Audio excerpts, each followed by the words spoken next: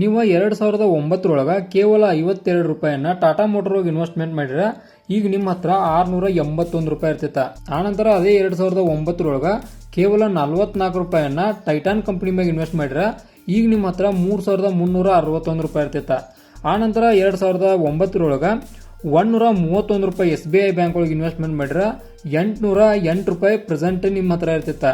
ಆನಂತರ MRF share ಹೋಗೋದು ನೀವು ಇನ್ವೆಸ್ಟ್ಮೆಂಟ್ ಮಾಡಿದ್ರೆ 2357 ರೂಪಾಯಿ ಈಗ ನಿಮ್ಮ ಹತ್ರ 1,48,240 ರೂಪಾಯಿ ಇರ್ತಿತ್ತ. ಆನಂತರ ಬಜಾಜ್ ಫೈನಾನ್ಸ್ ಹೋಗ ಕೇವಲ 9 ರೂಪಾಯಿಯನ್ನ 2009 ಇನ್ವೆಸ್ಟ್ಮೆಂಟ್ ಮಾಡಿರ ಈಗ ನಿಮ್ಮ ಹತ್ರ 933 ರೂಪಾಯಿ ಇರ್ತಿತ್ತ. ಇದನ್ನು ನಾ ಅಮೌಂಟ್ ಕಡಿಮೆ ಹೇಳಿದನು, ಇದನ್ನ ಅಮೌಂಟ್ ಹೆಚ್ಚಿಟ್ಟು ನೋಡ್ರಿ ಎಷ್ಟು ನಿಮಗೆ ಪ್ರಾಫಿಟ್ ಬರ್ತಾ ಇದೆ ಅಂತೇಳಿ. ಆದ್ದರಿಂದ ಇನ್ವೆಸ್ಟ್ಮೆಂಟ್ ಅನ್ನೋದು ಭಾಳ ಇಂಪಾರ್ಟೆಂಟ್ ಆಗೈತಿ. ಇನ್ವೆಸ್ಟ್ಮೆಂಟ್ ಕಡೆ ಗಮನ ಕೊಡ್ರಿ.